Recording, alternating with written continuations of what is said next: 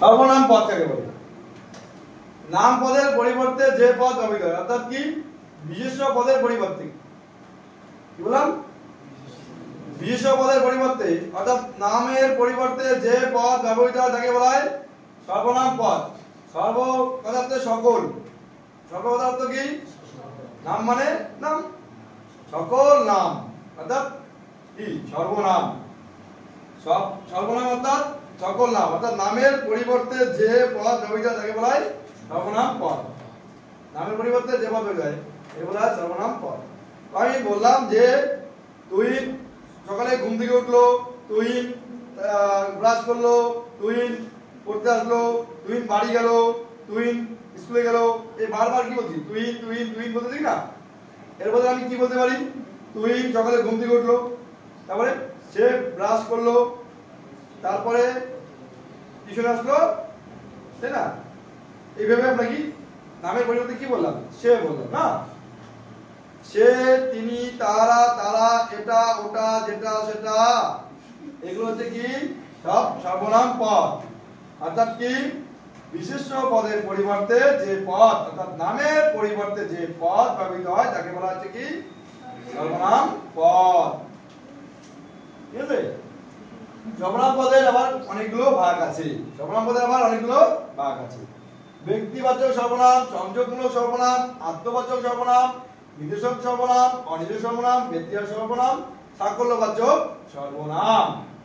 ঠিক আছে? ব্যক্তিবাচক সর্বনাম, ব্যক্তি যে সর্বনাম পদের দ্বারা কি হচ্ছে, ব্যক্তি যে সর্বনাম পদ ব্যক্তির নামের পরিবর্তন করতে হয়, যে সর্বনাম পদ নামের পরিবর্তে ব্যবহৃত হয় তাকে বলা হচ্ছে ব্যক্তিবাচক সর্বনাম পদের আবার তিনটি ভাগ। ব্যক্তিবাচক সর্বনাম পদের কয়টি ভাগ? তিনটি ভাগ। কি কি দেখো, কি কি বলতে পারবি? হ্যাঁ,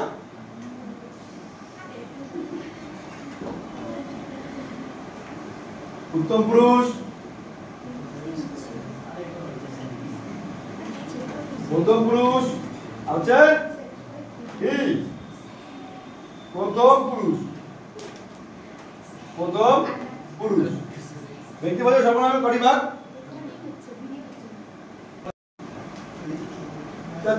ব্যক্তিবাচক সর্বনাম কয় প্রকার? তিন প্রকার। কি কি? উত্তম পুরুষ, মধ্যম পুরুষ, হচ্ছে প্রথম পুরুষ। উত্তম পুরুষে কি হয়? উত্তম পুরুষে কে বলে? বক্তা যখন নিজের সম্বন্ধে কিছু বলে তখন তাকে কি বলা হয়? উত্তম পুরুষ। উত্তম পুরুষ কি কি? আমি, আমরা, আমি, আমরা। উত্তম পুরুষের উদাহরণ কি কি হবে? আমি, আমরা। মধ্যম পুরুষ বক্তার সামনে উপস্থিত কোন ব্যক্তি বা বস্তুকে নির্দেশ করলে তাকে কি বলা হয়? মধ্যম পুরুষ। মনে করো আমি এখানে আছি, আমার সামনে তোমরা আছো, তাই না? আমি বললাম যে তুই, তুই বলে বললাম ওই তুই, তুই পড়াশোনা করছিস কেন? তোমরা পড়াশোনা করো কেন? এই যে তুমি, তোমরা, হ্যাঁ, তুমি কালকে আসো নাই কেন? এই যে তুমি, তুমি, তোমরা হচ্ছে মধ্যম পুরুষ। বক্তার সামনে, আমি বক্তা, তো বক্তা যখন নিজের সম্বন্ধে কিছু বলে তখন হচ্ছে উত্তম পুরুষ। বক্তার সামনে উপস্থিত ব্যক্তি যখন ব্যক্তি নির্দেশ করে তখন তাকে বলা হয় মধ্যম পুরুষ। তুমি, তোমরা হচ্ছে মধ্যম পুরুষ। তুমি, তোমরা হচ্ছে মধ্যম পুরুষ। আর কি বক্তার সামনে উপস্থিত নেই এমন কোন ব্যক্তিকে, আমাদের এখানে উপস্থিত নেই এমন কোন ব্যক্তিকে বস্তুকে বোঝালে কি হচ্ছে? সেটা কি হয়? প্রথম পুরুষ। মনে করে বললাম এদিকে কে পড়তেছেন আজকে? বললাম কি ঋষিকা আজকে পড়তে আসবে, তাই না? আমি ঋষিকা বললাম যে সে আজকে পড়তে আসবে, সে তো আমার এখানে উপস্থিত নাই, তাই আছে? হ্যাঁ, ওরা কালকে গেছিল, ঘুরতে এসেছিল, ওরা, ওদের নাম বললাম না, নাম বললাম উপস্থিত নেই এমন ব্যক্তিকে বোঝালে, এমন ব্যক্তি সম্বন্ধে সর্বনাম পদ ব্যবহৃত হলে তাকে বলা হচ্ছে কি? প্রথম পুরুষ সর্বনাম, প্রথম পুরুষের সর্বনাম। ঠিক আছে? সে, তিনি, তারা, বুঝতে পারলে? হ্যাঁ, বক্তা যখন নিজের সম্বন্ধে কিছু বলে তখন তাকে বলা হয় উত্তম পুরুষ। বক্তার সামনে উপস্থিত ব্যক্তি সম্বন্ধে যে সর্বনাম ব্যবহৃত হয় তাকে বলা হয় মধ্যম পুরুষের সর্বনাম। আর বক্তা সামনে উপস্থিত নেই অনির্দিষ্ট কোনো ব্যক্তি মানে উপস্থিত নেই মানে অনুপস্থিতকারী কোনো ব্যক্তি সম্বন্ধে যে সর্বনাম পদ ব্যবহৃত হয় তাকে বলা হচ্ছে কি? আমি তো বলতে পারতাম ঋষিকা আসে নাই, তাই না? ঋষিকার এই নামের পরিবর্তে আমি বললাম সে আসে নাই, এটা হচ্ছে কি প্রথম পুরুষ। আর যে সংযোগমূলক সর্বনাম, যে সর্বনাম পদ হচ্ছে কোনো বাক্য বা কোনো ব্যক্তি বা বস্তুর মধ্যে কি করে সংযোগ স্থাপন করে। যেমন যদি তুমি আসো তবে আমি যাব, ওই যদি তবে, তাই না? যদি বৃষ্টি হয় তবে স্কুল বন্ধ থাকবে, তাই না? যদি তবে এগুলো হচ্ছে কি সংযোগমূলক সর্বনাম। যদি, যখন, হ্যাঁ, এগুলো হচ্ছে কি সংযোগমূলক সর্বনাম। সংযোগমূলক সর্বনাম কাকে বলে? যে সর্বনাম কোনো বাক্য পদ এর মধ্যে কি করে সংযোগ স্থাপন করে তাকে বলে সংযোগমূলক সর্বনাম। সংযোগ মানে যোগ, তাই না? ওই যে বললাম রায় যখন এসেছিল তখন বৃষ্টি এসেছিল, ঠিক আছে? যখন বা তখন এগুলো থেকে সংযোগমূলক। যখন দুটি বাক্য বা ব্যক্তি বা বস্তুর মধ্যে সংযোগ স্থাপন করবে তখন তাকে বলা হয় সংযোগমূলক। বুঝতে পারলে সংযোগমূলক সর্বনাম? তারপর হচ্ছে আত্মবাচক। আত্ম মানে নিজ। যখন যে সর্বনাম পদের দ্বারা এতে বক্তা আত্মপক্ষ সমর্থনে কিছু বলে তখন তাকে বলা হচ্ছে কি আত্মবাচক সর্বনাম। যখন কি হচ্ছে বক্তা আত্মপক্ষ সমর্থনে কিছু বলে তখন তাকে বলা হয় আত্মবাচক সর্বনাম, ঠিক আছে? যেমন হচ্ছে তুই কাজটি নিজে করেছে, নিজে,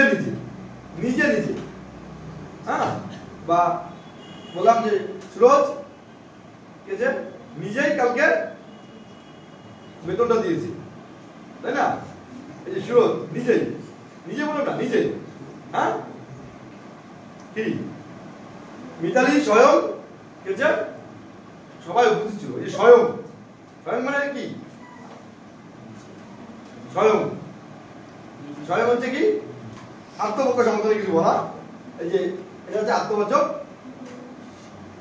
বিশেষণ। আর হচ্ছে নির্দেশক সর্বনাম।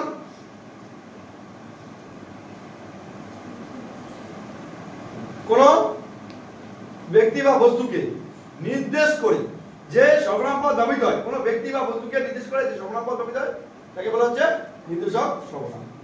যেমন বইটি, ওটি আমার বই, ওই যে ওটি আমার বই, তাই না?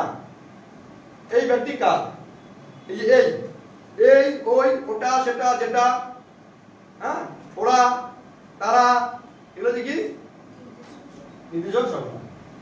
নির্দেশক সর্বনাম আবার দুই প্রকার, প্রত্যক্ষ ও পরোক্ষ।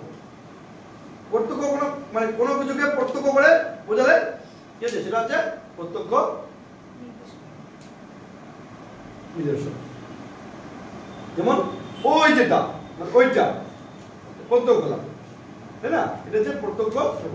ওটা কিন্তু আবার পরোক্ষ সর্বনাম। এটা হচ্ছে প্রত্যক্ষ, ওটা হচ্ছে পরোক্ষ, হ্যাঁ? এটা হচ্ছে নির্দেশক সর্বনাম। আর অনির্দেশক সর্বনাম কোন অনুপস্থিত বস্তুকে নির্দেশ করলে, তাকে বলা হয় অনির্দেশক সর্বনাম। বস্তু হতে পারে, ব্যক্তি হতে পারে, হ্যাঁ? কোন অনুপস্থিত ব্যক্তি বা বস্তুকে নির্দেশ করে তাকে বলা হচ্ছে কি অনির্দেশক সর্বনাম, হ্যাঁ? ওগুলো কালকে আমি ছিলি, ওই যে ওগুলো, হ্যাঁ, নির্দেশ করে ওগুলো না, হচ্ছে ওটা কি অনির্দিষ্ট সর্বনাম। অনির্দিষ্ট সর্বনাম।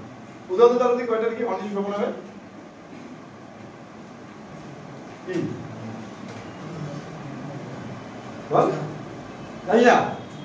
নির্দিষ্ট মানে এটা ওটা, অনির্দিষ্ট মানে কি ওগুলো, সেগুলো, সেটা, যে সেটা হচ্ছে তার ভুল ছিল, সেটা, আর সেটা তার কলম ছিল, সেটা, এটা হচ্ছে কি অনির্দিষ্ট সর্বনাম। বুঝতে পারলাম? আচ্ছা ব্যতিহার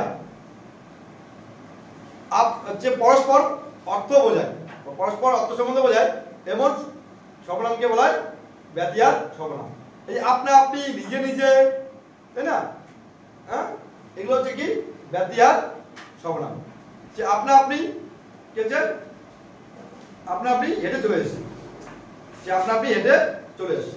এই যে আপনা আপনি সে হচ্ছে নিজে নিজে, গরুটি নিজে নিজেই হচ্ছে দড়ি খুলে পালিয়েছে। এই যে নিজে নিজে, এটা হচ্ছে কি ব্যতিহার সর্বনাম। সাকল্য মানে এখন সাকল্যবাচক সর্বনাম।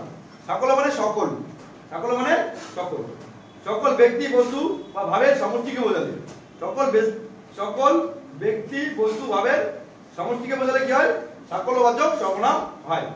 সকল ব্যক্তি বা বস্তু ভাবের সমষ্টিকে বোঝালে কি হয় সাকল্যবাচক সর্বনাম হয়। মানে সকল কালকে সকলে উপস্থিত ছিল, কালকে সকলে উপস্থিত ছিল, এই যে সকলে, এই সকলে সবাই মিলে আমরা আবার ঘুরতে যাব, এই সবাই, সবাই, সকলে, এগুলো হচ্ছে কি সাকল্যবাচক সর্বনাম। বুঝতে পারলি?